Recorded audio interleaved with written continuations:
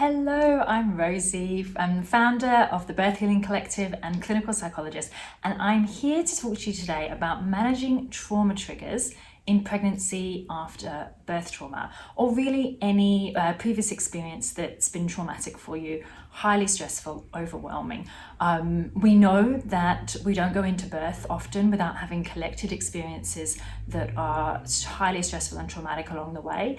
And sometimes that's been a previous birth experience or something that's happened before, during, or after your last birth.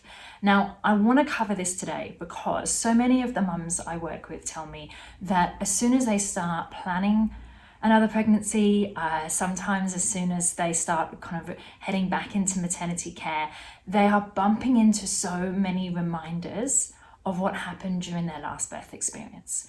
And it's really difficult, right? Like, it brings up a lot of anxiety, but it can also trigger some of the same feelings, both kind of emotionally and physically in your body, connected to that past experience. And so this is something that I always recommend getting some help and support and some strategies around, because it can make a difference to how you experience your pregnancy and your birth after a previously traumatic birth experience. So let's have a think first of all today about what is happening when we are getting triggered, okay? I think whenever we go through an experience that is truly overwhelming for our mind and body, our emotional system, one thing that we know about that is that our brain, our memory system, doesn't process it in the same way that we might process other memories that we're laying down throughout the course of our life. So this is because at the time, our nervous system and our brain are fully focused on survival, just getting through. And this actually prevents our brains from sorting and processing the experience into long-term memory. So instead, what we get is fragments of the experience that stay with us in this really quite raw, sensory way. And we can re-experience some of these pieces but the way we felt back then, now, when we think about it now. So this might mean that when you think about aspects of your birth experience, your body reacts a little bit, almost as if you're back there. And the intensity of this will vary from person to person, but you might notice that you get a vivid image of a particular moment, or a sudden rush of emotion, or the shadow of a physical sensation can come across your body again as you think about it. And this is because our bodies and our brains are actually very clever, and they're designed to protect us from danger. So we have a system to make sure that these feelings do come up when something reminds us of that experience. And unfortunately, when we're going back into pregnancy and another birth after birth trauma, this system is on overdrive. And this means that anything that can match in some way to our last birth experience can set off that memory in your mind. Even when you're not consciously thinking about it or wanting to think about it, it can get triggered. So for example, walking back into the hospital for an appointment, you might be feeling okay, but as you walk through those doors, the sounds or the smells can reawaken a past feeling, maybe anxiety, maybe other emotions or sensations connected to your last birth. Now, if you notice that this kinds of thing is happening for you, or you're finding that just moving through birth, you're thinking about what happened last time a lot more, it's really helpful to create a bit of a coping plan as to how you're going to help yourself through these triggering moments. So here are some of my top tips on managing trauma triggers in birth and pregnancy after birth trauma. Firstly, I would say I want you to set yourself a solid baseline of emotional self-care during this pregnancy. So pregnancy is always a time for taking better care of yourself, right? Your physical health. But I think it's just as important to think about your mental and psychological health at this time. This can actually help you manage trauma triggers when they happen with a bit more ease. So just some of those baseline things that are actually really hard to do as a mum, like getting enough sleep, eating nutritious food, and giving yourself permission to take some time out and some time away from work and family demands to connect with a friend, exercise, go somewhere that's calming and relaxing for you, whatever it is, dedicating a few minutes each week, each day if you can, to doing some things that are going to settle your body back down and bring you into that place of calm. I always recommend things like relaxation techniques or deep breathing, something that you actually like doing, to try to practice something like that every day, maybe before bed if you can be a way that we can learn over time to bring our bodies back down to calm. And that's an awesome thing to practice when you're feeling all right, because then you can reach for it when you're actually feeling anxious or triggered. Now, the other thing that I would suggest is to get to know your personal triggers. This will be really different for everybody based on your last birth experience. So as you move through pregnancy towards another birth, notice and maybe note down which experiences, situations, or people seem to trigger distressing memories, thoughts, or feelings for you. Now, these triggers might be really obvious and you might immediately know what they are, but they can also be really hard to spot, so we need to reflect a little bit on it. Usually they are something in the environment that's acting as a specific reminder. So it could be a certain place like the hospital or a birth centre, the smells, the sounds. It could be words used by your midwife or your obstetrician. It could be certain checks, tests, or examinations, or it might be other things that are really personal to you. So have a think about what they might be, notice them when they happen, and that will help you create a clear coping plan. Now, having a plan, I always think just having something up our sleeve that we know how we're going to respond when something feels hard, that actually helps us to feel a bit more empowered and a bit more in control. And if we have a coping plan for trauma triggers, we can reduce the risk of getting really panicky or highly distressed when triggered.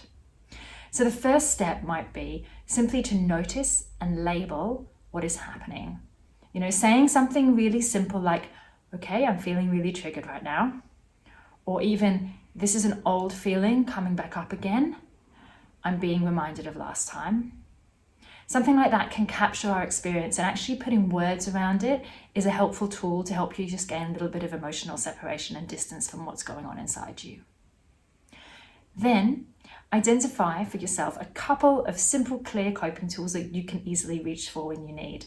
So this could include those strategies like deep breathing, relaxation techniques. It might be simply playing your favorite song into your headphones for a couple of minutes so you can focus on something, or even downloading an engaging game on your phone that you can distract yourself with. If you do choose to distraction, then maybe try to gradually lengthen out your exhale as you breathe whilst you're playing or listening to music, because that way you're simultaneously regulating your nervous system whilst you're distracting your mind. And that's a really good combination. Now, the other thing that I always recommend having in your coping kit and your coping sort of plan is some grounding techniques. So grounding techniques are specific strategies that are designed to help you stay really present and focused in the here and now during a trigger moment.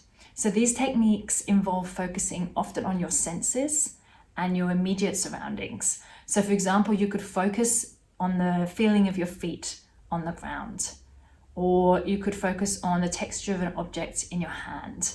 One of my favorite ones is to look at the patterns of light and shadow on the wall, or count everything green. When we set ourselves a little task like this, it can help pull our mind into the present rather than the past. And that actually reduces the impact of a triggering moment quite significantly. Now, the wonderful thing about grounding is that it can be done anywhere, anytime, because all you're really aiming to do is bring your attention into the present moment. So you can use these techniques at home, you can use them during an appointment or when you're out and about. And what will work for you is quite personal. So what I recommend is trying a few different techniques to see what feels right and what works best for you. Now, if you are interested in adding some grounding tools to your coping plan for your next pregnancy and birth, I do have a little short video course where I teach 5 different grounding tools. This is about a 20-minute course. It's quite small and quick, so you can have these tools today and move on with them in your coping plan. And I included 5 of my favorite ones so that you can pick your favorite, or you can kind of use different techniques in different scenarios. This is one of the first things that I created for the Birth Healing Collective and my mums who were giving birth again after birth trauma, because I know how much it helps to have some actual concrete strategies and tools to reach for. It's empowering in and of itself when you know exactly what to do to feel calmer and more in control when anxiety hits. Now, The last thing that I just want to add to this today is that I do recommend, if you're finding that memories of your last birth are coming up more and more intensively for you now that you're pregnant, it might be important to seek some additional support. And there are some wonderful practitioners out there who have expertise both in birth trauma and training in trauma-focused therapies. And working with someone who has those expertise, it's going to be an important part of birth preparation if you did go through birth trauma. Therapy and counselling can help you to reduce some of the anxiety that you might be feeling about birth, and also support you to prepare for a better birth experience next time. I think one of the things that I see most valuable for the parents that I work with one-to-one, who I'm seeing for therapy as a psychologist, is that when we look at working with an experience of birth trauma, we're often talking about resolving lingering feelings of guilt, failure, fear and helplessness, these really important feelings that can stay with you deep down and potentially be triggered again during your next birth. And we really don't want that. We don't want, if you've done all this lovely work to prepare for a better birth experience next time, to have some of this stuff be triggered for you again. And that's why I think getting some support to work through trauma can be really invaluable in times of trying to go into your next birth in the best possible mindset. But also, you know, if you're looking for something just today, do go and check out that trigger toolkit. That can be useful, just forgot to say before, not just around experiences in pregnancy and birth and postpartum, but I would recommend that toolkit for anybody if you've had any other previous experiences in terms of your own life that have been traumatic for you, that could potentially be triggered in birth. Then having some grounding tools is one of the top things that I would recommend. Okay, I hope this little video has been helpful today. If you're looking for any more support after birth trauma, and particularly if it's time for you to have another baby and you're looking to move through pregnancy with a bit more ease and prepare for a much better birth experience next time, do take a look at the other resources, classes and programs that we have here at the Birth Healing Collective. Have a lovely day.